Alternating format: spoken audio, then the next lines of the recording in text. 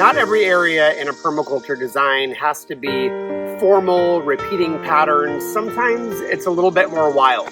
So this is a context where it's not by a main house. We've got an area that is weedy. It's by a ditch. You can see the St. Johns River behind me. This is not an area that has super high day-to-day traffic. However, I still want it to be productive. I want it to have some added value to the property. I want it to have some added value to existing gardens or food forest systems, but I don't want to do the maintenance. So consider this an area that maybe once a year or every 2 years might get weed whacked or like brush hogged down or something, but it's not an area that's going to have day-to-day maintenance. So there's a few things that I want to keep in mind for this area. One is that the natural kind of sun exposure is part shade, part sun. It needs to be severe total utter neglect, like fully using that stun method. I don't want to be fertilizing. I don't want to be amending. I don't want to be out here pruning. It needs to be something that can just go. I want to have pollination sources because it's, that's something that if I bring in those pollinators, they're going to keep going into the agroforestry systems or into the garden or other areas of the property. And I would like it to be visually appealing. So visually appealing in this case is not going to be wood chips and a stone border or a garden statue. Appealing is going to be more like the Florida version of wildflowers. So I want to walk through this process a little bit from the very beginning to the end. Now, remember, this is not going to be the stunning, most beautiful space. This is a side drive. This is something that once a month somebody's going to drive down and see. But I still want it to add value. So in the permaculture world, we refer to zones a lot. So our zone 1 is right around the house. It's the perennial flower beds. It's, maybe the annual vegetable garden. Then we have zone 2. That might be the main crop garden or the kitchen garden, or it might be the potting shed. Zone 2 and 3 could be chicken coops or quail hutches or the rabbit area or whatever. Now, zone 4 and 5, as you go out farther, are more and more wild. There's less frequent traffic. There's far less maintenance, but they still have value. So for my little world, this is a zone 4 and zone 5. It's getting very little exposure to humans, but what a great place for wildlife to give them something. And if I get some fruit, I get some fruit, but that's not really the goal. The goal is that it still adds beauty and value, but in a much more wild way. So these are not going to be in Lord of the Rings language. This is not going to be the gardens of Ithilien that are, nicely kept and manicured and pruned. This is more like the wild gardens just outside of Hobbiton in the Shire. If you don't know what my reference is, y'all need to watch Lord of the Rings and read all of the books. I mean, I'm talking Histories of Middle-earth, the whole thing. So let's get super nerdy. I want to take you over to a little plant propagation area. Let's pick out some plants together, and then we're going to come back here and walk through the process of giving this system a little bit of a reboot. All right, here is the plant propagation area. I consider this my box of paint, so I can choose what my palette is going to be for the different areas. So I want to kind of look at some of the plants that I'm more leaning toward, but also some of the ones that I am veering away from. And I want to talk a little bit about why on each of those, just so you know the kind of thought process. Now, over here, these are mostly, one of those dragon fruit bloomed last night. These are mostly going to be more desert style plants or things that are very drought tolerant. I'm going to veer away from that because this area is going to be much wetter, continual moisture, and it also is going to be more dappled shade. Now, I am kind of drawn toward maybe this Turk's Cap hibiscus. I have a couple different colors there because that can be a nice backdrop. It's bigger, it's bushier, we'll add some pops of color. The Pride of Barbados, that's the dwarf poinciana. I kind of lean toward this guy as well because they can be a little bit opportunistic, so they can spread a little bit. And in that area, I'm okay with that. So those two are pretty high candidates. I'm going to veer away from my tropical spinaches, guavas, mangoes. I don't really want high maintenance and high fruiting stuff, even though I do love this rainbow eucalyptus. I don't want that kind of stuff in that area. Also, probably going to veer away from things like Hong Kong orchid tree. Primarily because they get to be so big, I don't want to block the view of the river itself. So similar reasoning with like the mulberries. Now a dwarf mulberry might be okay in that context, but I don't want to block the view of the water from that area, which is also why I'm veering away from the bamboo varieties. And I love my bamboo. I don't want to block that view of the river.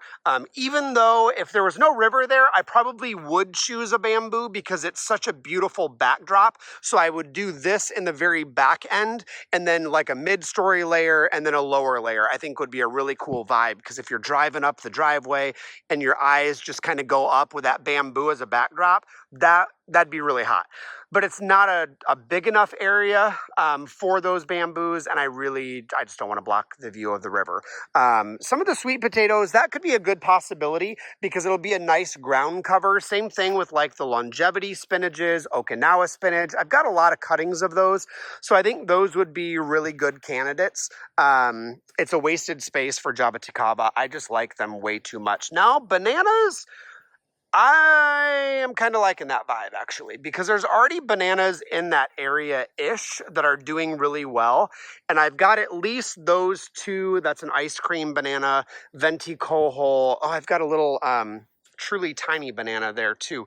So that might be a good option here on the bananas, because they don't need a ton of maintenance. If they look wild and I don't prune them back so they look like this, it's going to be okay. It's not going to be that big of a deal. Some of the other ones in here, like the edible taro root, could be a good one there because it'll provide a good backup buffer crop. So it's a no maintenance plant, and I will have that buffer crop. So I think that one is going to be fairly high on my list as well. Yeah, I kind of like that. I've got a few of these little annual self-heal, some wormwood that I might add in.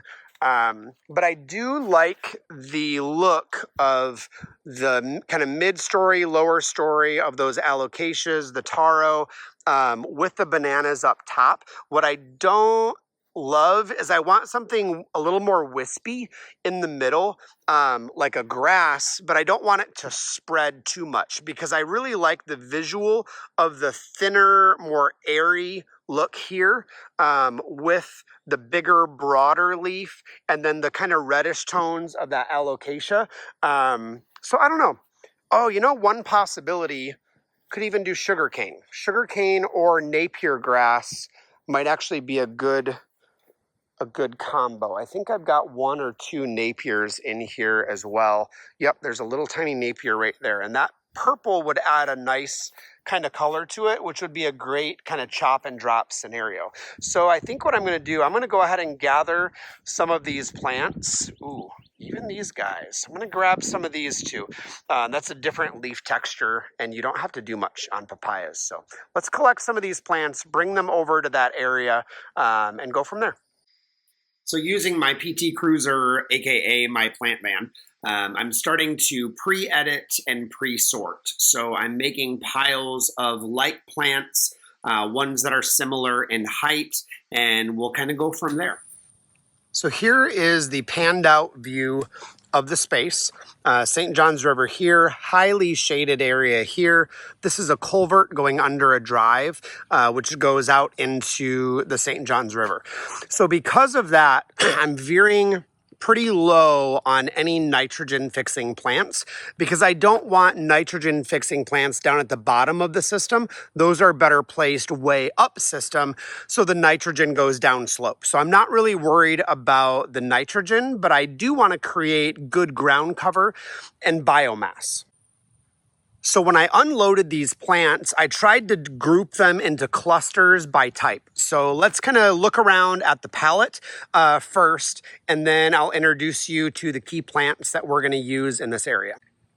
So the palette on this one started primarily because here we've got the Clerodendron pagoda flower, which is, a pretty good spreader. That one's only been in the ground a couple months. And that I think is going to do really well in this space. And then also a large daisy tree. So that's going to be our yellow and white. Now, white is going to be pretty neutral, but those yellow and oranges are where I want to start in the color palette. And honestly, when we were in the little nursery area, this Pride of Barbados was kind of the inspiration piece. So we've got our oranges, we've got some reds and yellows, but then there's this nice kind of purple color on the stems. So that's going to be my initial color palette. Now, if you're in the art world, you know that purple is across the wheel from those yellows and oranges on the color wheel. So I think a lot of our plants are going to stick in that kind of burgundy, purple, yellow, and orange color palette with a few little pops of white, because that'll help accent the white that's on the daisy tree.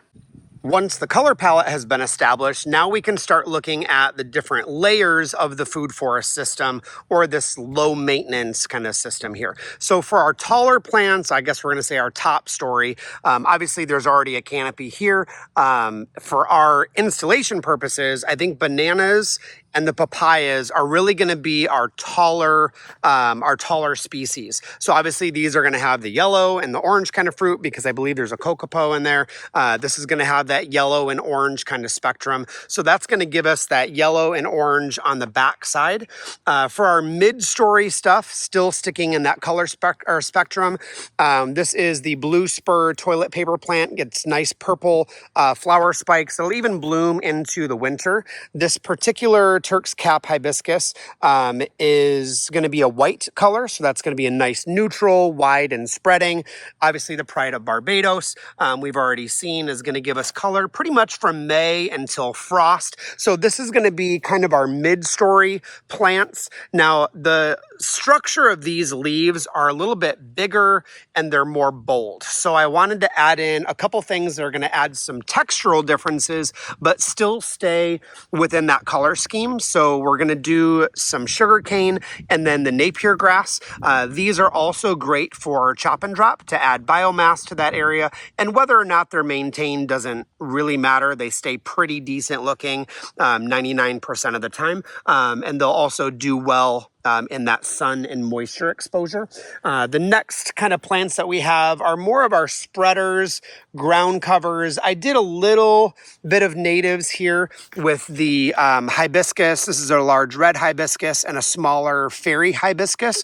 These are both natives to Florida because I always want to support the native ecosystem when I can. I'm not even going to edit that out because it's just not even worth it at this point. So the native, that's all you heard, nothing else. Ecosystem. This isn't one of those pay-per-view things. And then here on the back, we've got taro. This is the edible Puerto Rican. Stop laughing. My gosh. This is the edible taro. So this has kind of the purplish kind of undersides on the leaves, which I'm all about. Devil's backbone. This is just a cool textural plant, not native. It's usually more done as a decorative, like an indoor plant. Plectranthus barbados Roth, or Canis Roth, Plectranthus Canis Roth. This is Panadol, so gets those purple flowers on them here. Also really good for rodent and, pest control, which, being by the St. Johns River is really important to me. And then you can use also a variety of spreader plants, like the inch plants, used to be called wandering Jew, oyster plant, easy pop of color. No, it is not a native. But they're pretty indestructible, and they're a great smother crop that you can literally just mow over top of these and these to help reset the system. So these are all really good at creating that biomass. So we've got our taller layers here in the back, bigger, more bold, flowering shrubs, some nice textural plants, and then our shorter plants for the ground cover. Next, once the color palette has been established, we've got our textures and our layers of the food forest style system. Now we can start looking at kind of clearing the slate. Now, practically speaking, in the area behind me, you could just plop them and place them because it is more of a wild system. This is not a formal garden. This is not a formal area. This is the severe total utter neglect. However, I think to get in here more for safety reasons, I'm going to go ahead and take the weed whacker and take some loppers and kind of clear it out. Primarily because being on the edge of the St. Johns River, there could be gators. I already know there's a lot of water moccasins. So practically I've got my rubber farm boots on, going to wear eye protection and put some gloves on, going to use my steel weed whacker, kind of go through weed whack some of this down. There's a few things in here that I am going to leave. I'm going to leave the native elderberry that's in there because that, you know, does a great job. Food, pollination, medicinal sources, not really hurting anything. So it'll be a nice addition to that layer there. I'm also going to leave the daisy tree, the Montanoia grandiflora, and also the clerodendron that's already there. Most everything else I'm going to wipe out and just let it be on the ground. Now, because this is an area that is a stun method, severe total utter neglect, we're not going to do wood chips, we're not going to do compost, we're not going to do mulch. One, because why would I if we're only coming out of this drive every so often, but also because this is the very bottom of the slope before it goes into the St. Johns River, it's already going to be a higher density nutrients because it's bringing down all of that rainwater down the slope. So I'm not worried about the soil fertility or about moisture. And honestly, my lower level plants are going to be my weed suppression in that area given a couple months. Now, again, this is not formal. This is not even semi-formal. This is a more wild styled garden. So I'm going to go ahead and grab the weed whacker. I'm going to weed whack some of this down using eye protection, gloves on my hands, and obviously the rubber boots. And then we'll get ready to start placing some of the plants. And I will say, I'm very glad that I had the rubber boots on because this was the first time that I found not only one water moccasin, but two water moccasins. So, you know, reinforcing proper safety gear. And let's be honest, placing the plants does take a minute. It takes a few times of moving them around, rearranging them, editing plants a bit, but I was pretty happy with the final result. So here's the array of pots that are spread all over. And I know what you're thinking. You're looking at this going, that doesn't look good. That's pretty wild looking. Yeah, it is wild looking because it's a wild space. So practically tall plants in the back, medium plants in the middle, and smaller plants in the front. And as I mentioned earlier, when you're doing a more naturalized space, please don't try and do patterns. Don't do big, medium, big, medium, big, medium. Think how nature plants. Nature generally does things in a cluster. So like here, I've got a cluster of 3, 4, 5 of the hibiscus. Probably I'll do 3 of the edible taro, 3 to 5 more of the fairy hibiscus. So I'm clumping things together that will spread kind of in a group. So that way it stays looking naturalized. Because if I do repeating patterns in this and then I neglect it, like is my plan, it's going to look unkept versus naturalized. Think of this as the Florida subtropical version of an English cottage garden, which sounds, really nice and quaint, and it is when you're in England, but practically in an English cottage garden, there's weeds, there's grass, there's other stuff, there's wildflowers, and this is the Florida version of it. So we're doing more of the clerodendrons, we're doing tropicals, we're doing bananas and papayas, and it is meant in this case to be a little bit unkept. So I'm going to go ahead and start getting these guys in the ground. Now again, I'm not going to be fertilizing or amending these pretty much at all. I'm not even going to be wood chipping. Most of these pots, I have just a little bit of wood chips in them that I use mainly, for weed suppression, but I'm not going to go back and do any compost or anything like that. I've got an extra bag of Epsom salts that I might put on. I don't ever fertilize right next to the river because practically that encourages algae blooms. But magnesium sulfate as a mineral is very safe, is not going to cause those algae blooms. So I'm going to go ahead and get these guys in the ground before they keep falling over. And a funny story, as I was weed whacking, I found a few plants of poison hemlock, which is one of the the most poisonous plants in North America. There is no cure for it. If it's ingested, it's pretty gnarly stuff. So I was rather glad that I was watching and paying attention, not getting my skin rubbed up against it. I always wear gloves and I wash immediately when I see stuff like that anyway.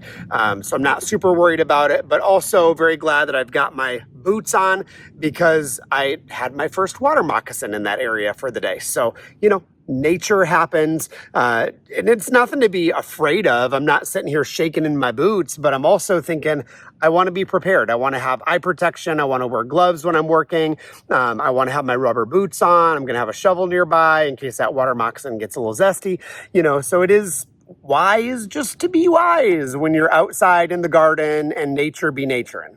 Well, one thing's for sure, the peacocks are already curious. This mama and her little baby are in here checking it out already. Now, again, this doesn't look like much at this point in time, but this is supposed to be a neglected area. This is, down at a dead-end road, side of a property down by the St. Johns River. I'm going to chop that off and use this post for a solar light. And I think, let's kind of give a little tour of what's in there. A couple of the inch plants, or oyster plant, the devil's backbone, banana. I put in a couple little tiny hibiscus, of the red hibiscus. I think it was a mallow or scarlet mallow. Papaya. I think this one was from Heart Village. The existing clarendendron and the daisy tree. Added an ice cream banana in the back. Truly tiny banana. Some Panadol here at the base. Edible taro. Papaya. Oh, my brain. Sugarcane, Turk's cap hibiscus I put over there on the back side because it loves full shade.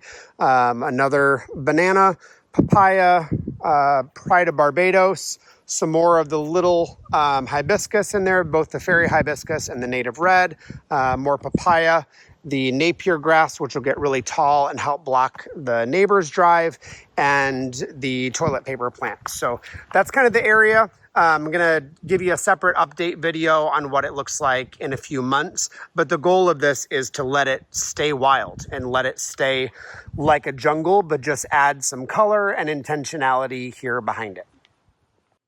So to recap all of that, we're looking for the right plant in the right place in your space. We want to take a look at the overarching scenario. How much sun is that getting? Is it morning sun, afternoon sun, late day sun? Are we getting torrential downpour rains and runoff in that area where the soil is staying wet? So to recap, we're looking for the right plant in the right place in your space. Take a look at the big overarching scenario. How much sunlight is that area getting? Is it morning sun? Is it afternoon? Is it evening sun? In my situation, I'm looking at a culvert in a driveway where I don't want aggressive roots that are getting into that area. So I want things that can be easily manageable, or they can just be mowed over with like a brush hog or something like that.